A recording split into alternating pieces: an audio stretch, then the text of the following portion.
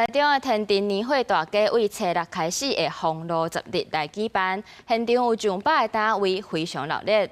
不过，却传出有人假作是承办的厂商，甲贩仔收5万块的租金了后，怎啊联络袂到人？才受害贩仔到现场才知影讲去互骗去啊！律师表示讲，除了会当提告诈欺以外，嘛会使依法来讨赔偿。 单位各种好食物件、糖仔饼仔拢有，民众趁年前买年货。台中天庭年会大街初六开始，现场人真多，也有行李人带来袂少相机。不过，正传出有大头行李人冒名承办厂商，对其他的大头行李人来收这个租金。他把那个摊位卖给别人，可是我们不知道这个摊位卖给别人，我才是属于大房东嘛。他假冒二房东的名义去承聊这个事情，可是我大房东有大房东要去把房子租出去的房客啊，二房东把这个房子又租去给另外一个房客，这样是觉得一屋两卖也是不合理的啊。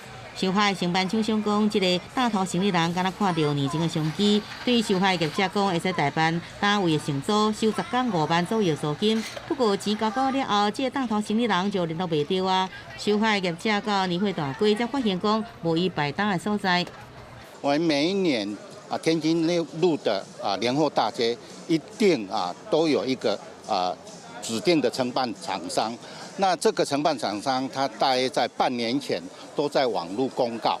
实际上观察，天顶的年会大街中，就是承办厂商设置的单位，甲两边的店头头前来比较，更加清气，更加明显，民众一个都看会到。注意讲，因为管委会毋是受害者，所以讲无入场报警。就已经知影有3、4个这受害业者，也互因必要协助。也律师是讲，这个共骗收钱的厂商，伊的做法已经牵涉诈欺了。被害人一方面，他可以 诉请警方就被告是否涉嫌诈欺提出刑事告诉。另外一方面，不管被告是否涉犯诈欺，他没有按照契约条件来履行制作费用，可以全额请求。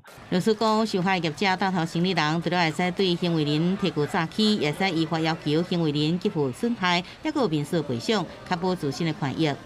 记者综合报道。